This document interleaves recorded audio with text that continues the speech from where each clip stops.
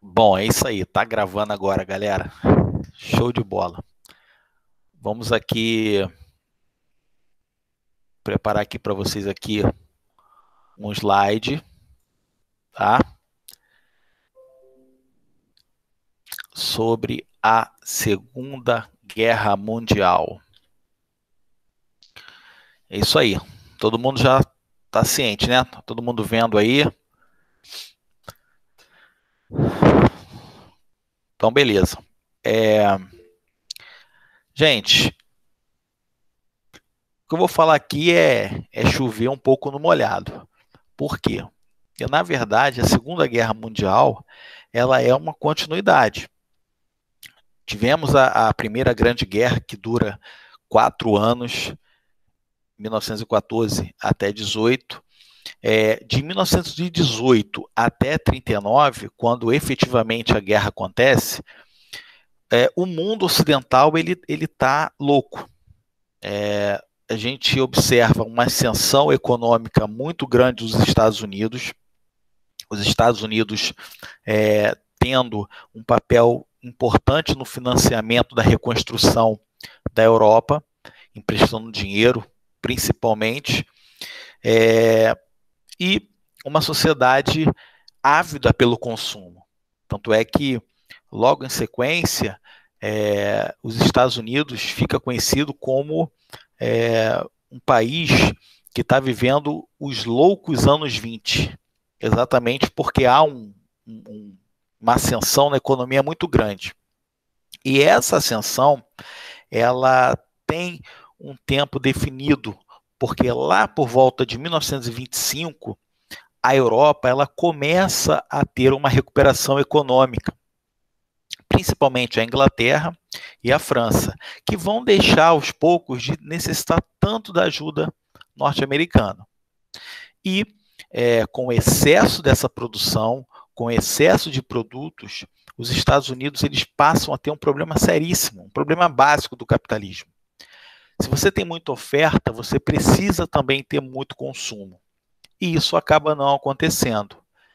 Vai culminar na crise de 1929. Bom, no caso, dentro desse período de 1918 e 39, a gente também chama atenção para a Alemanha. A Alemanha sai da guerra com muitos problemas, além de perder a guerra, né, você já tem um orgulho ali ferido, a Alemanha é obrigada a assinar uma série de restrições.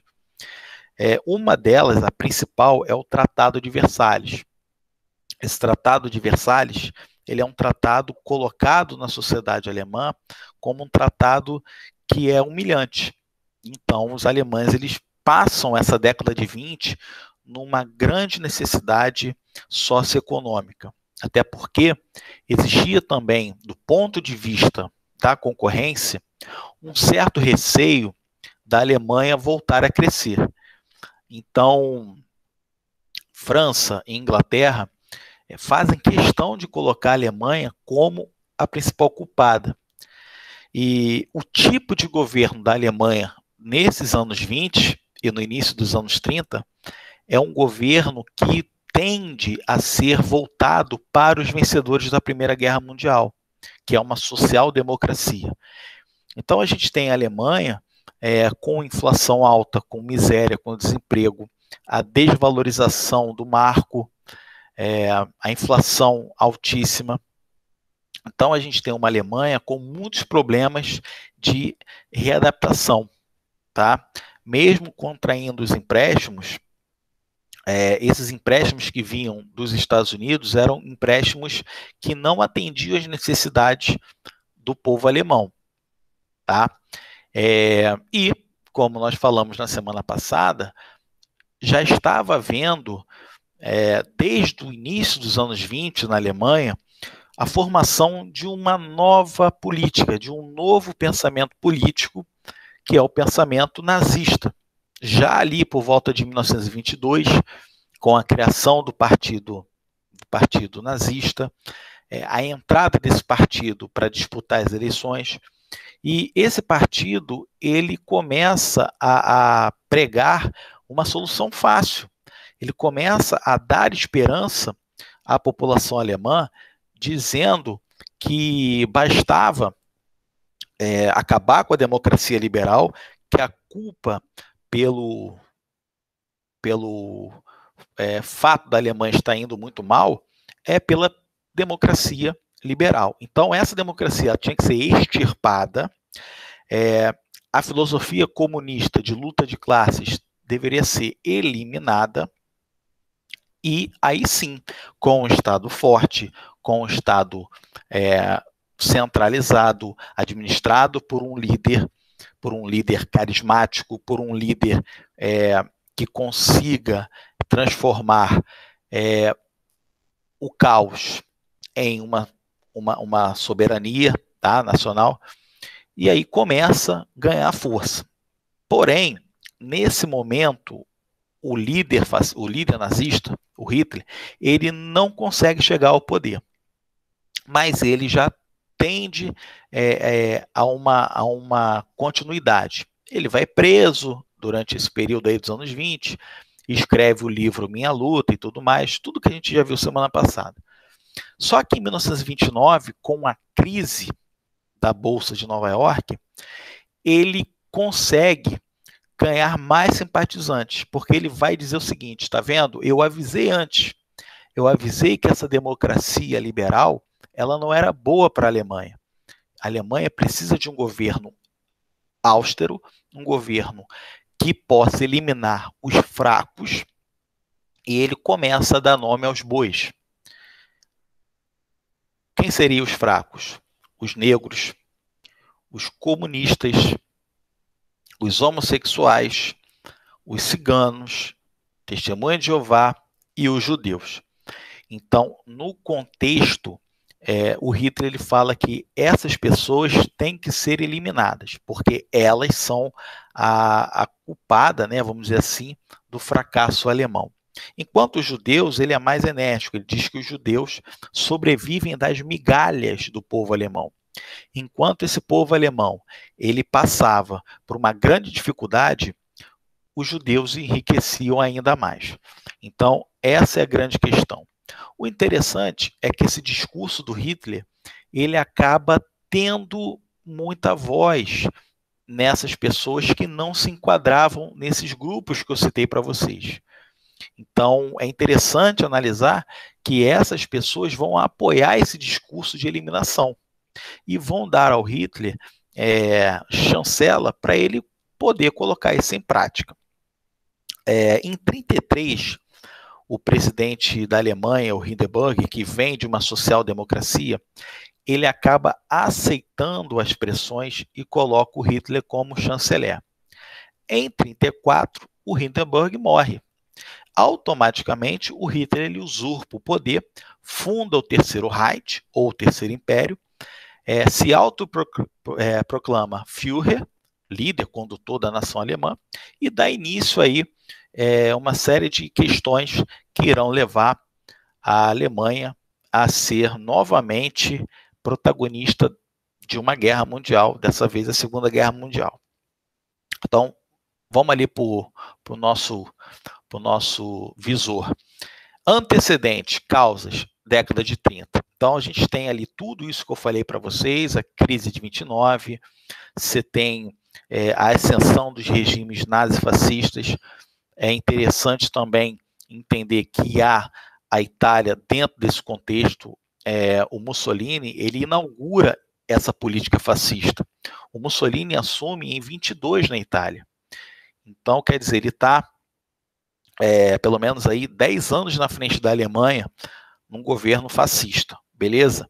Então, depois da configuração desse esquema, dessa nova forma de fazer política, a gente tem a fase de expansão desses impérios. Interessante também analisar a figura do Japão nesse momento.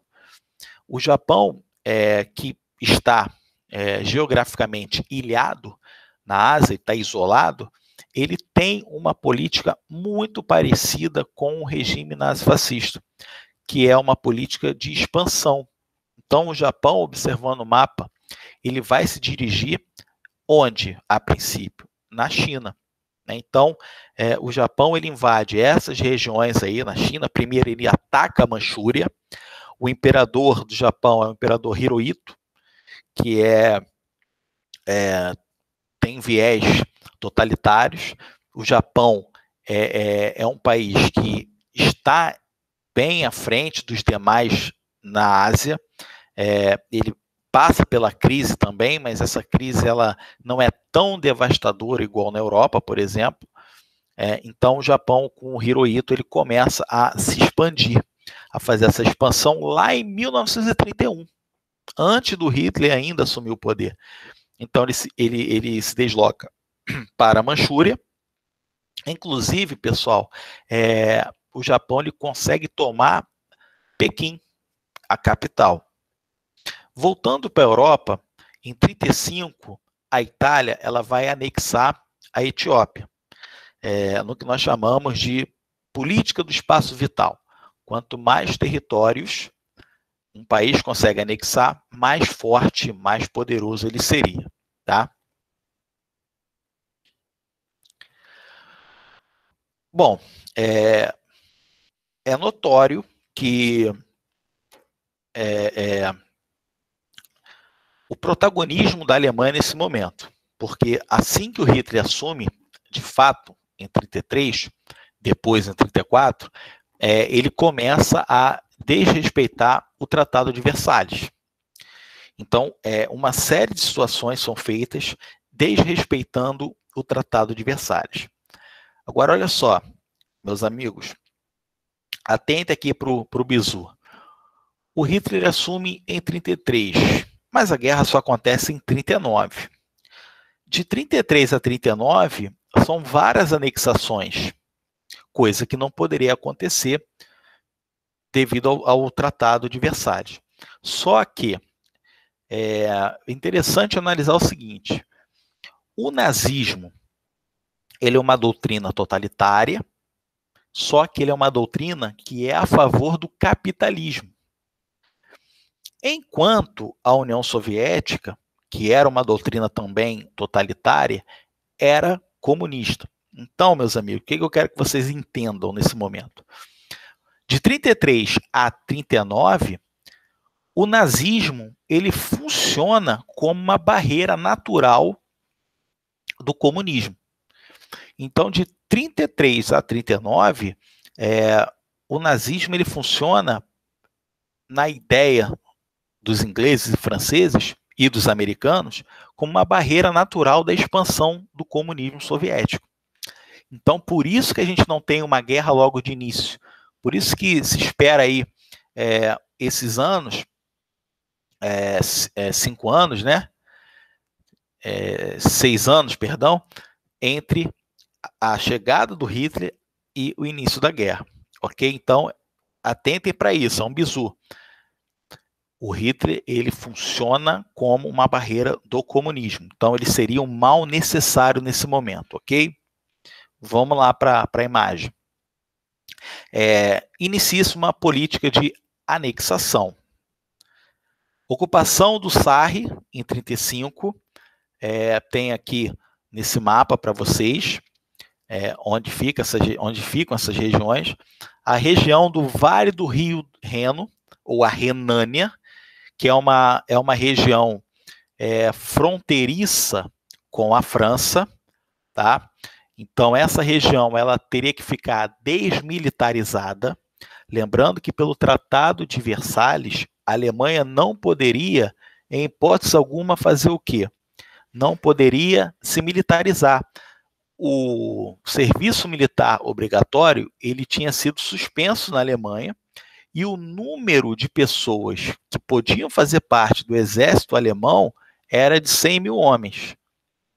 Portanto, com o processo de militarização da Renânia, já há indícios de uma política expansionista. Ok? Em 1936, temos a formação do primeiro eixo, o eixo Roma-Berlim. Isso porque, como eu disse na aula passada, havia uma grande semelhança do regime fascista e do regime nazista. Inclusive, se a gente for parar para analisar, o fascismo do Mussolini vem primeiro e inspira outros movimentos totalitários.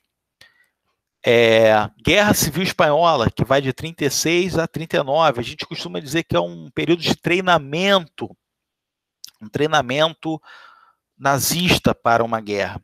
Então, o que acontece na Espanha? Fato importante, principalmente para a gente que estuda história da arte, literatura também, a gente tem um quadro do Picasso chamado Guernica, e esse quadro vira e mexe cai em prova de UERJ.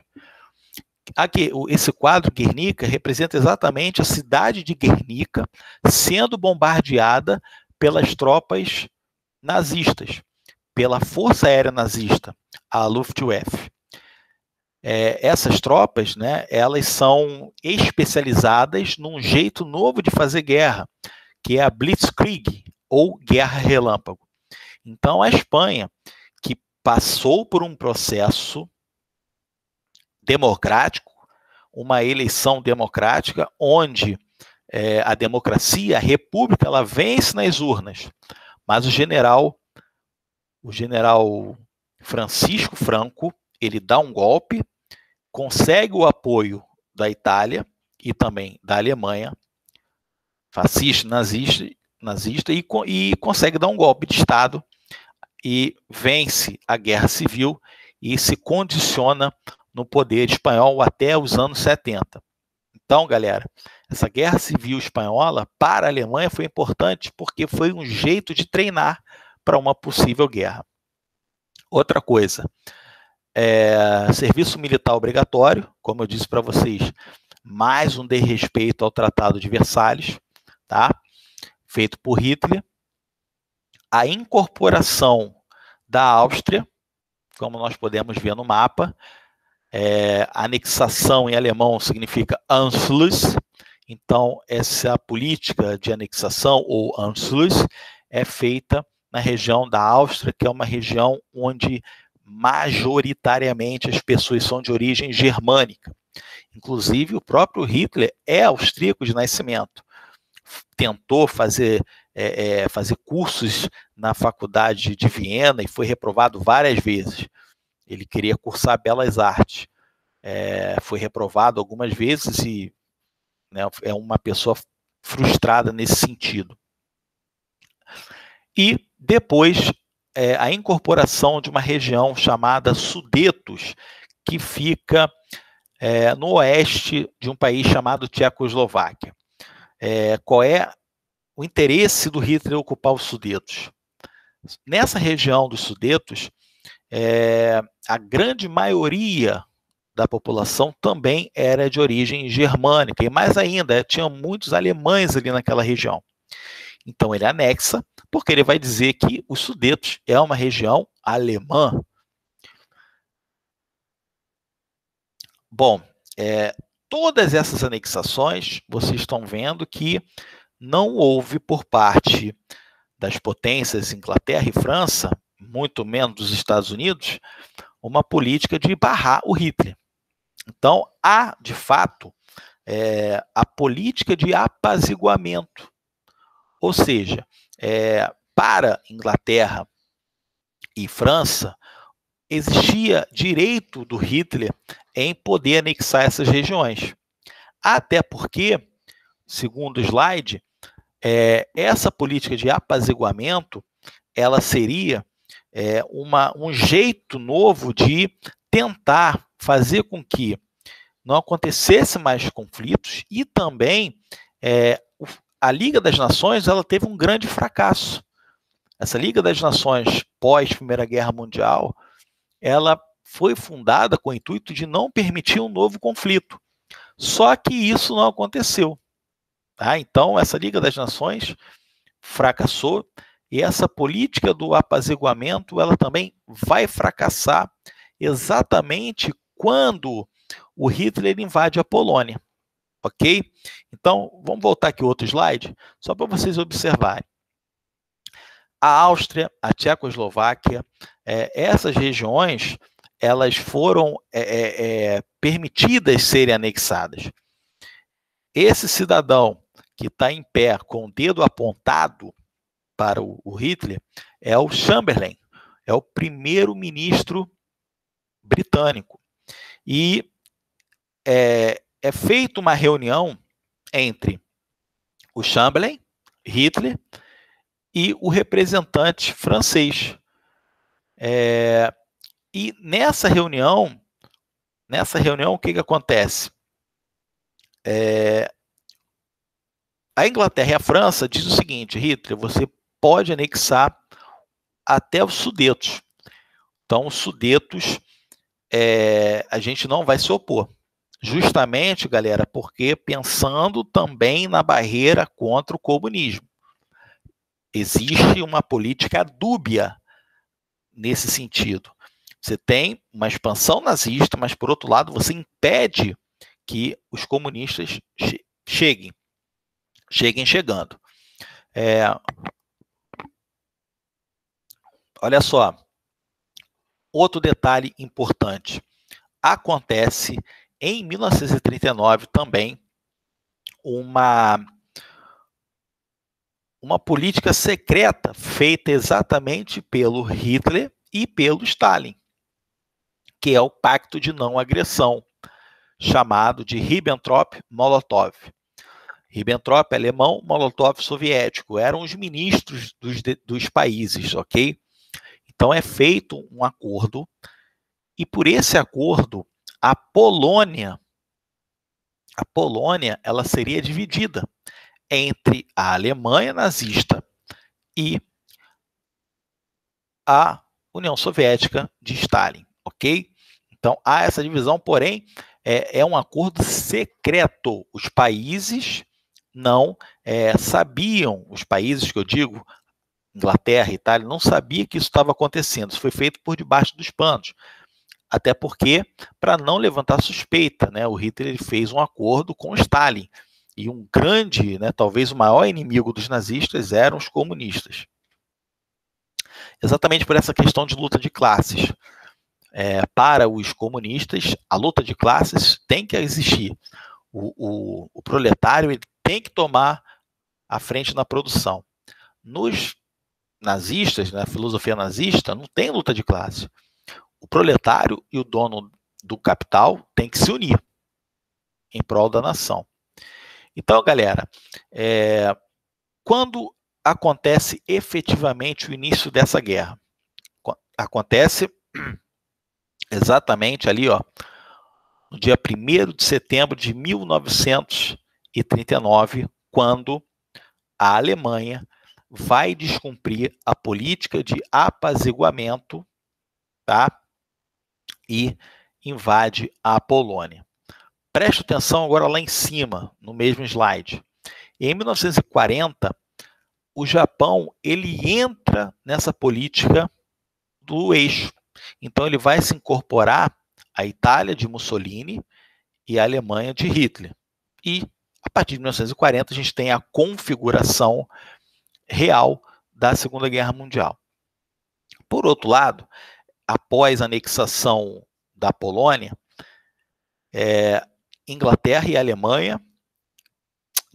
e França, vão se unir para poder combater a Alemanha nazista, ok? Então ficou uma coisa assim necessária, porque nessa política de apaziguamento houve um acordo.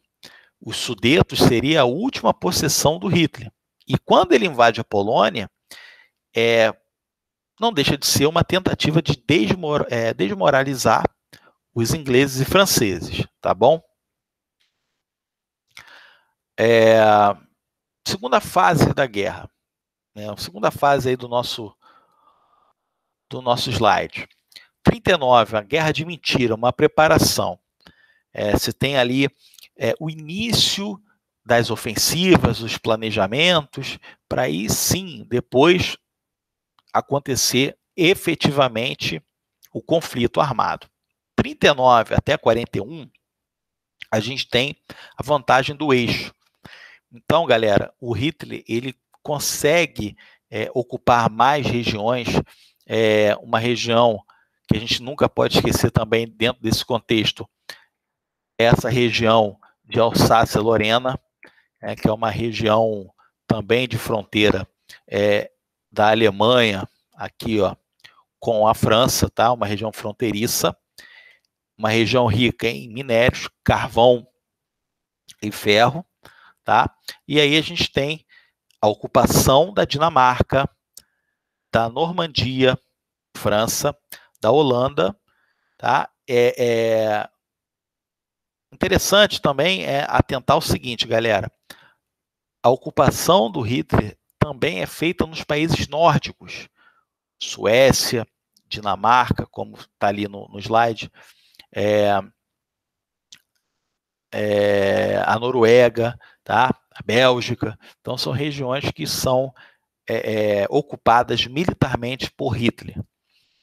Muito parecido com o que foi feito na Primeira Guerra Mundial, com o Plano Schlieffen. Esse momento é o momento da famosa Blitzkrieg, da Guerra Relâmpago. A guerra em um curto espaço, utilizando os tanques Panzer, os alemães eles conseguem entrar nesses territórios até facilmente. E também a Luftwaffe, que é a Força Aérea Alemã, bombardeando essas regiões. A França, a Inglaterra e a Bélgica são humilhadas nessa primeira fase da guerra. É um episódio que a gente chama de retirada de Dunkerque. França e Inglaterra, mais precisamente, né, são obrigadas a sair desses territórios porque a força nazista estava vindo efetivamente com tudo. E, como eu disse para vocês, durante ali esses anos, há uma grande vantagem dos nazistas. Também no ano de 1941, o Hitler ele resolve atacar quem? A União Soviética. O acordo ele é desfeito, o acordo Ribbentrop-Molotov, ele é desfeito pelos nazistas, então Hitler marcha com suas tropas para a União Soviética. O objetivo é chegar em Moscou, na capital, e tomar o poder. Acabar efetivamente com os comunistas. Na França, a gente tem uma França dividida, tá? Uma França dividida, porção norte, porção sul. No sul da França, o Hitler ele consegue tomar o poder e formar um governo colaboracionista. É o famoso governo de Vichy, que ficava efetivamente na cidade de Vichy.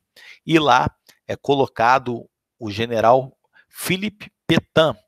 E o Pétain, na história francesa, ele é considerado um traidor, né? Inclusive, depois da guerra, ele foi até condenado à morte. Então, Pétain, ele vai gerir, vamos dizer assim, o sul da França, e a sede desse governo de colaboração com os nazistas é o famoso governo de Vichy. Aqui no slide a gente tem a imagem desse general, né, que tem família e pátria, significa ali que é um governo efetivamente de origem fascista. Olha o símbolo, a gente tem um símbolo de um machado muito parecido com o feixe fascista, né, que é um símbolo lá do Império Romano, né? Então, passando ali essa imagem, podemos ver as famílias felizes sob o comando do Pétain. Porém, no norte da França, a gente tem um governo de resistência formado por um outro general, o Charles de Gaulle, né? Inclusive, esse cara, já que o Pétain é um vilão para a história francesa, o de Gaulle é um herói. Inclusive, a gente tem até uma rua famosa lá na França, lá em Paris, chamada Charles de Gaulle. Toda vez que a seleção francesa de futebol ganha um título, a comemoração é na Charles de Gaulle. Nesse período também, de 41, tem um bombardeio da Inglaterra. Então, a Luftwaffe Luftwaffe, ela vai tentar invadir a Inglaterra, vai tentar sitiar a Inglaterra, já que a Inglaterra é uma ilha, só que dessa vez o Hitler ele tem uma grande derrota.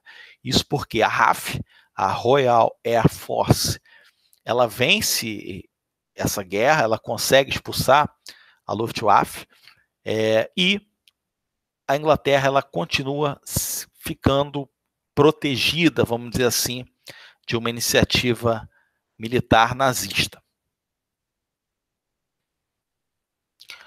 Bom, em 41, como eu disse para vocês, o Hitler ele vai burlar o acordo Ribbentrop-Molotov. Em 41 a gente tem a Operação Barbarossa, que é a operação que efetivamente é o ataque dos nazistas em busca de minério, petróleo e cereais.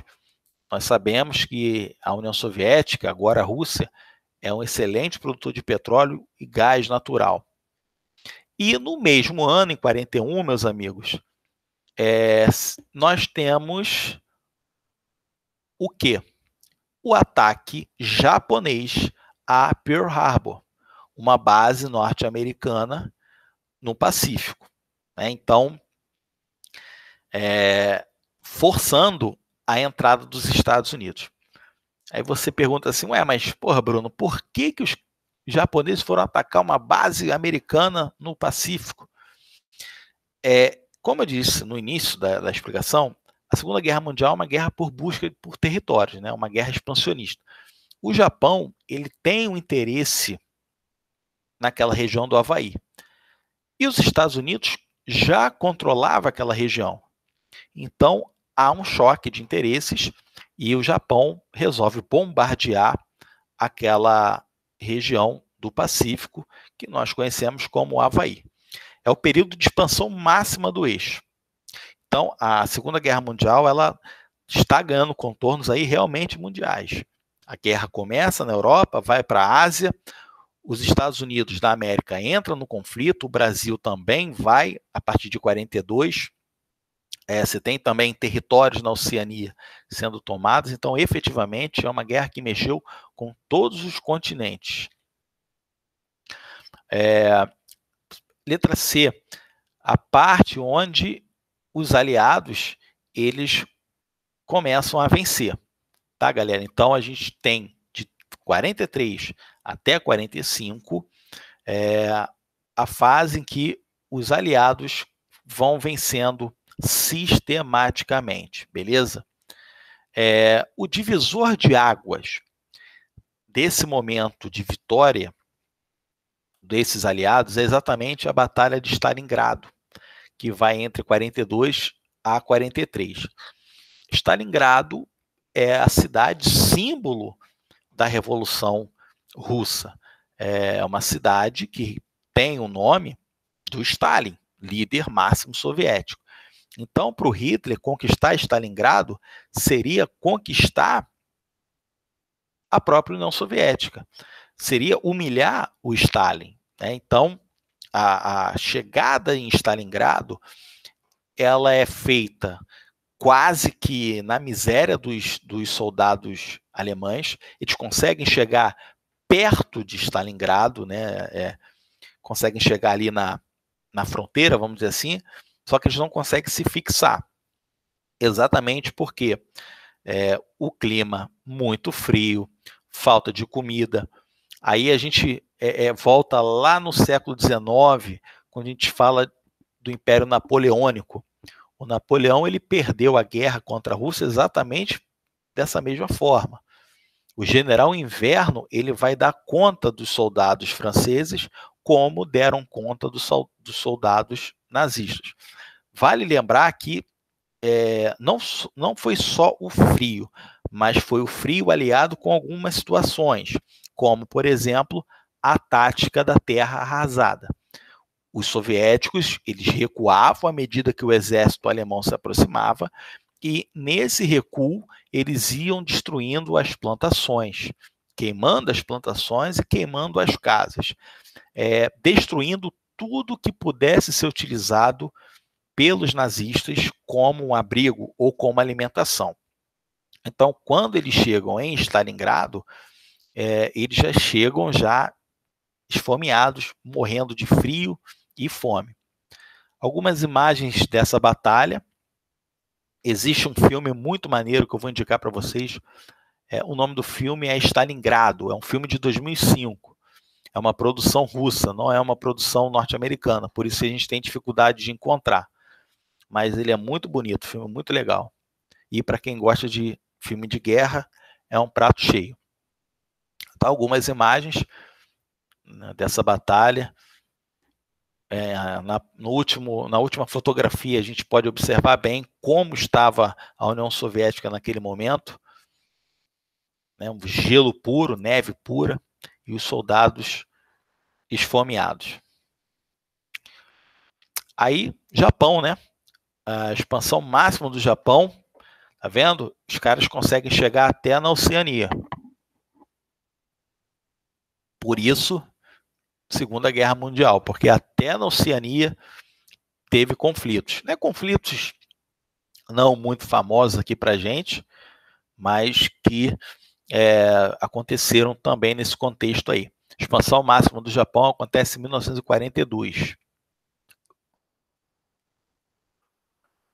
Algumas batalhas também importantes. A Batalha de Midway, que é a batalha muito importante, talvez a batalha mais importante entre Estados Unidos e Japão na Segunda Guerra Mundial.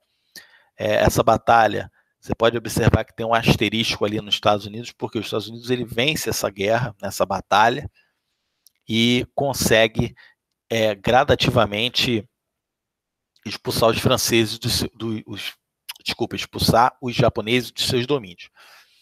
A Batalha de El Alamein, no norte da África, no Egito, mais precisamente, existia um planejamento nazifascista naquela região, na região entre o Egito, a Argélia e a Síria.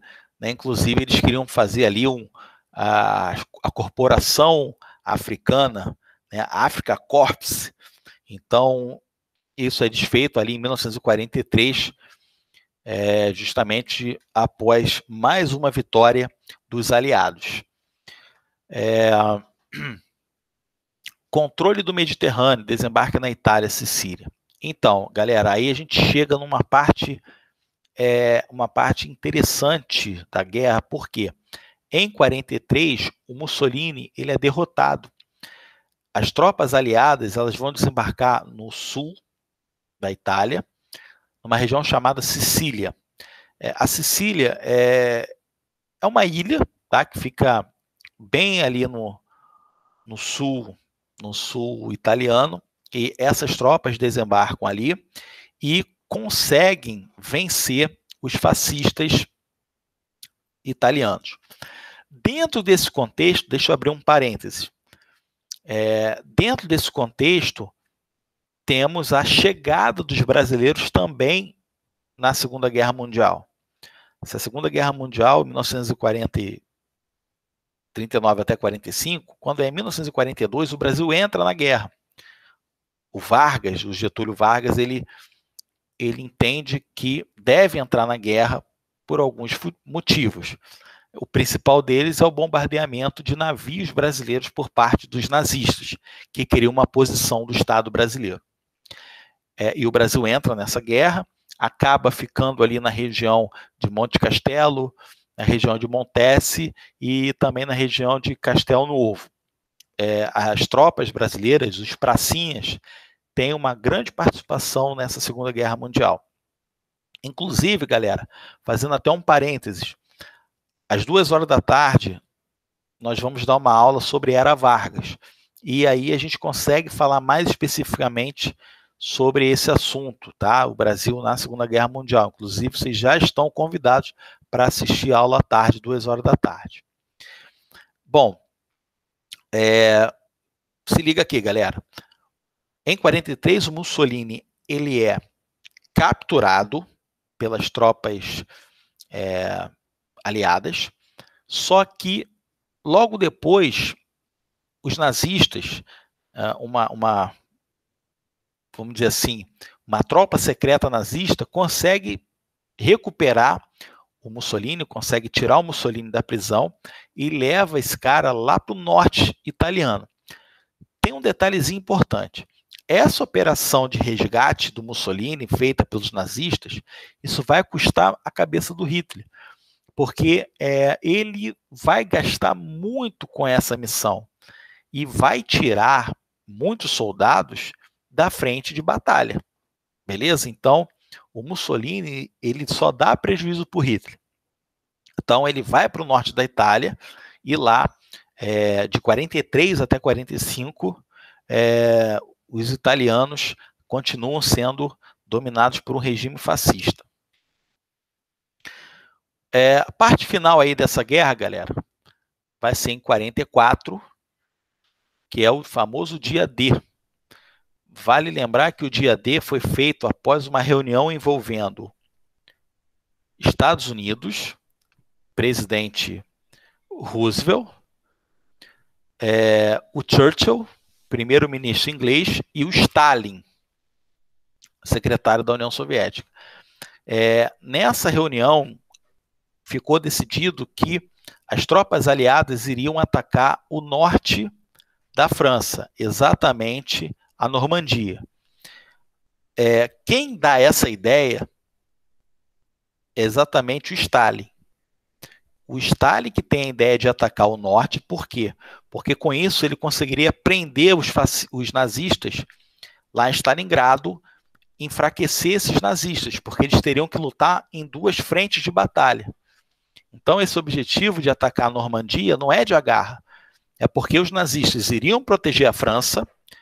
Vale lembrar que o Hitler tinha um apreço muito grande por Paris, ele gostava muito de Paris, inclusive se ele vencesse a guerra, Paris ia ser a capital cultural do Reich. Ele não quis em nenhum momento destruir Paris.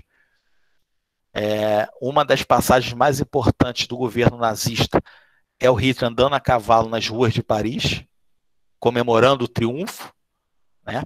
Então, ele sabia que o Stalin sabia que o Hitler ia defender Paris com o ex-presidente, e com isso ele ia conseguir atacar os nazistas em Stalingrado, marchando para Berlim.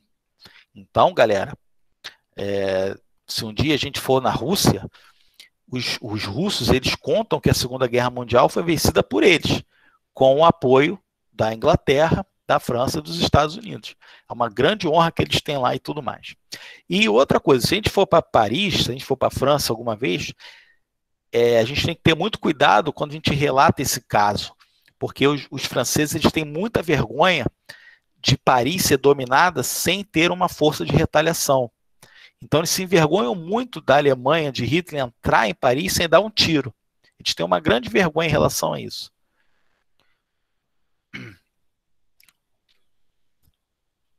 E aí, galera, a Alemanha sendo invadida pelos soviéticos, e uma imagem icônica e uma das maiores vergonhas dos alemães é o hasteamento da bandeira soviética em Berlim, numa região que é o centro de Berlim, onde estava o Reichstag, né, o parlamento alemão.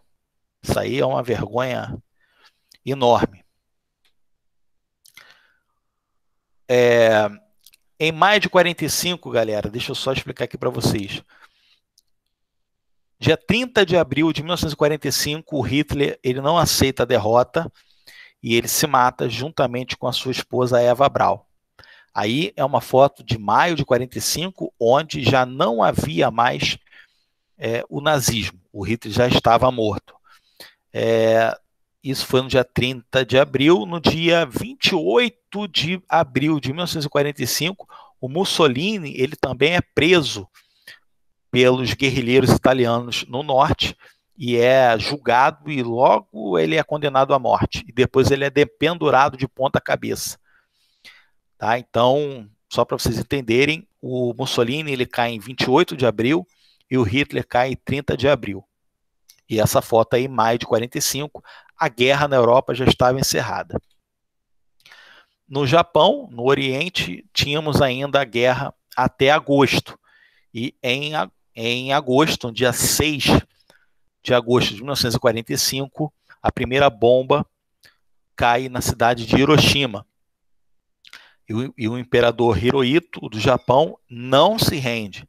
Quando 2 dias depois, no dia 9 de agosto, 3 dias depois, né, melhor dizendo, dia 9 de agosto de 45,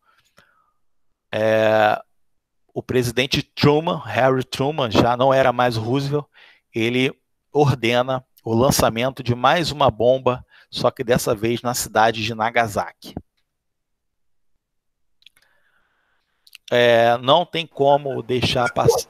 Opa, fala aí, fala comigo. Eu tenho uma pergunta. A decisão de colocar as bombas em Hiroshima e Nagasaki foi só dos Estados Unidos ou foi em conjunto com todos os aliados? Giovanni, olha só, essa decisão, ela a princípio foi norte-americana, ela foi do presidente Harry Truman, e o objetivo desse lançamento, ou desses lançamentos, é, primeiro, acabar com a guerra contra o Japão, segundo, mostrar o poderio atômico dos Estados Unidos. Então, isso aí já é uma germe, né? Já está sendo plantado a Guerra Fria. Então, os Estados Unidos, ele mostra que tem bombas atômicas para a União Soviética, ok? Então, ali a gente começa a ter um conflito entre o capitalismo e o socialismo. A princípio, foi uma ordem do Truman, presidente mesmo. Show? Respondi? Sim, respondeu, show. Valeu.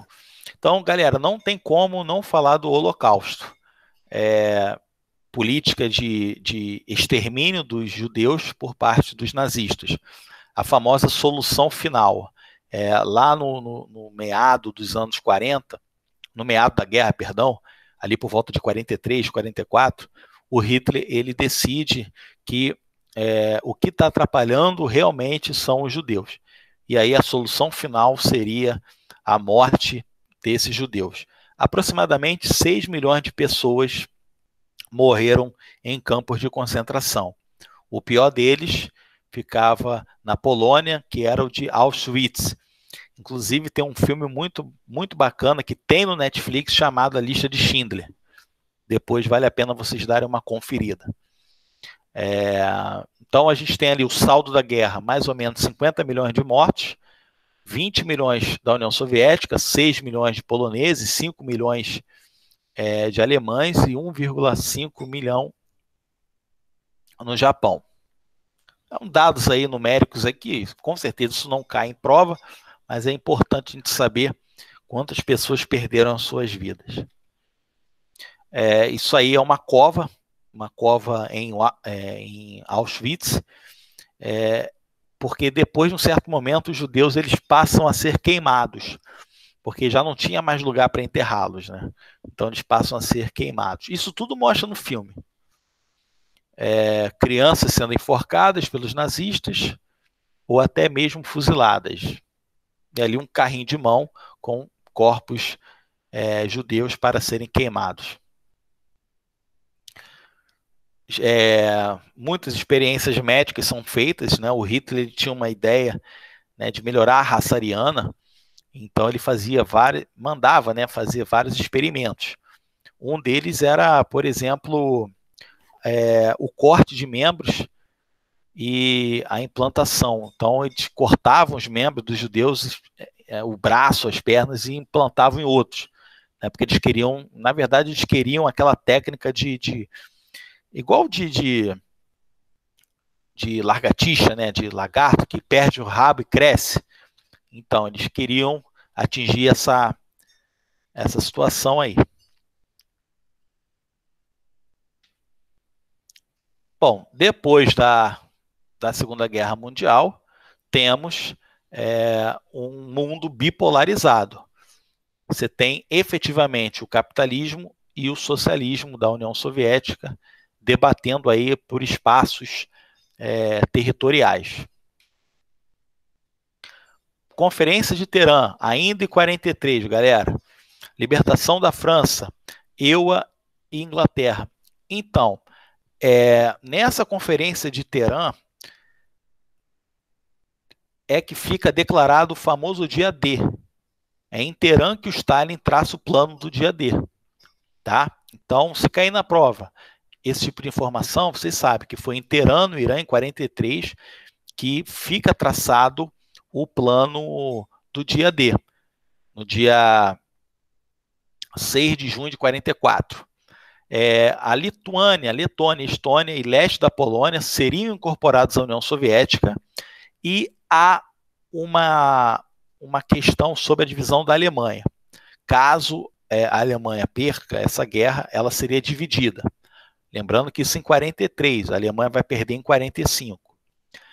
Letra B, a Conferência de Yalta, na União Soviética. Lá a ONU é criada. O leste europeu ele ficaria sob influência soviética. A Alemanha seria dividida, tá? Em Alemanha Oriental, soviética, e Alemanha Ocidental, capitalista, sendo organizada pelos Estados Unidos, pela Inglaterra e pela França. O oeste da Europa, né, influência americana, e a divisão da Coreia, também é importante, até porque a gente tem a Guerra da Coreia lá em 53, já no contexto de Guerra Fria. A Europa após a Segunda Guerra Mundial, podemos observar aí. Então, dados iconográficos para a gente poder enxergar melhor, saber, né, o que aconteceu. Letra C, a Conferência de Potsdam, que acontece na Alemanha já em agosto de 45, já sem o Hitler, já com Hitler morto. E nessa Conferência de Potsdam temos o Tribunal de Nuremberg, que é um processo de desnazificação. Por esse tribunal, a ONU decide que qualquer pessoa simpatizante ao nazifascismo, essa pessoa ela está cometendo um crime contra a humanidade. Então, esses caras aí que a gente está vendo, o primeiro, esse aqui, ó, esse é o Göring, esse é o marechal mais importante do exército do Hitler. Depois a gente tem ali médicos, temos aí uma série de outras pessoas também importantes. E embaixo tem, né?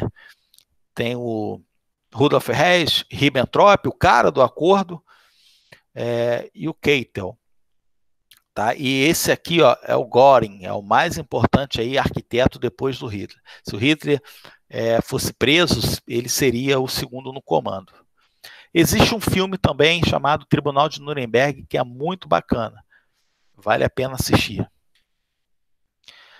Porto de Danzig é incorporado à Polônia, onde acontece a invasão dos nazistas. Lá em 1939, eles invadem por Danzig, e isso é devolvido à Polônia. A divisão da Alemanha em 4 zonas. Berlim, a capital, também seria dividida. E aí a gente tem a formação da República Democrática da Alemanha, que é de aspiração comunista, e tem também a República Federal da Alemanha, que é de inspiração capitalista.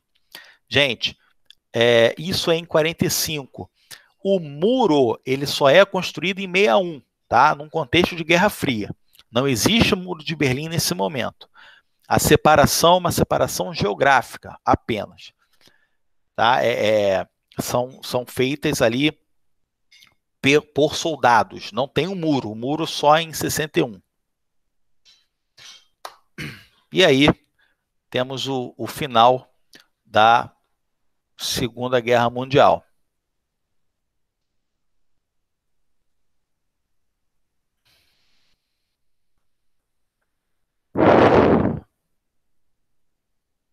Então, galera, sendo assim, tivemos os procedimentos que vêm após, né? Então, uma coisa bem interessante dentro desse momento é efetivamente o quê? O início de uma outra guerra, que é a Guerra Fria entre os Estados Unidos e a União Soviética.